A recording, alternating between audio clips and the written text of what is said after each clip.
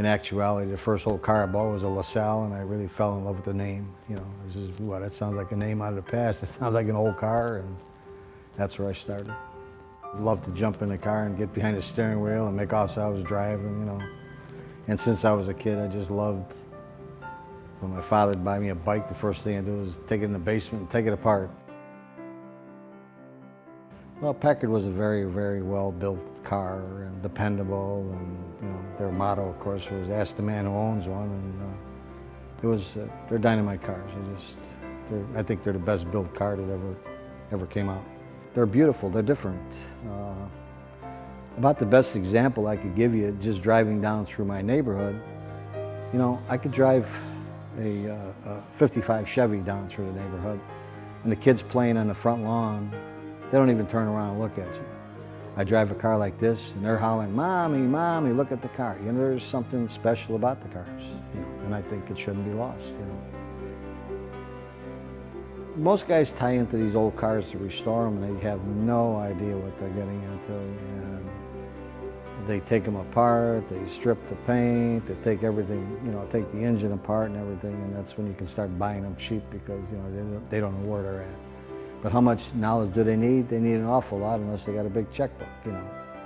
The guys with the big checkbook don't have to know anything. Typically speaking, I would say that I put like 4,000 to 5,000 hours in a car myself. You know, that might sound outrageous, but I tend to be too much of a perfectionist and, you know, want to make everything right. You know, typically speaking, you know, this car here was a custom-built car, whereas they really look beautiful. They're not beautiful cars. They're not built on an assembly line with stamping. All this stuff is handmade on this car. And consequently, you know, Joe on the right side didn't know what Mo was doing on the left side, and, you know, things were really, really messed up. The cars I've been buying, well, I've brought them back from the dead, as you say, but, you know, I've typically right now, old cars that are laying around from the very beginning of time, they're not there anymore. You know, so I buy cars that honestly have been restored poorly, and just go back and, you know, redo them to my liking.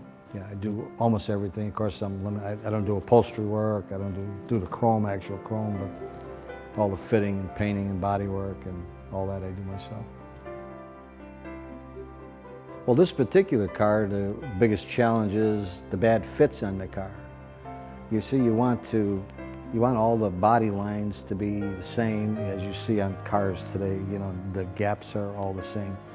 And on a custom body car like this, the gaps are terrible. What I see when I was restoring this car, I could see the foreman saying, "Hey, get it out of here, will you?" You know, that's what you're fighting on this. You know, and that's where I go and try and make it look like a factory-built car. You have to kind of be lucky to trace back the history, as strange as that may seem, you know, because, you know, today everybody keeps records of everything at the computers, but back then they didn't. I was very fortunate on this that a fella that owned it in Wisconsin in the 60s, late 50s and 60s, owned it then, and he knew the history of it, and he brought me up to date. And then I could, you know, I bought the car from a fella in Indiana, and, you know, fill the gaps from there. Don't make it a total love affair.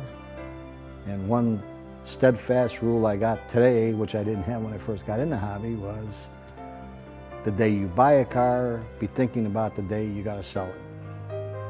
So, you know how much, but that comes from years of being in it. You know, I can hold back a little bit, you know. It's not like puppy love in high school, you know. It's a matter of economics. The classic era is desirable, and the money kind of follows the same trail. Cadillac came into their own like in 30, 31, 32. But by 33, they lost it by advancing their body styles too much, you know, so the value really dropped off. Packard, 30, 31, 32, all the way up through 34 were desirable cars. The cars before 30 were very stodgy, and the cars after 35 on up are too modern. They're too rounded for collectors. But that also puts a spot in the hobby for, you know, people that that can't afford the cars that are very valuable. So there's room for everybody in the hobby.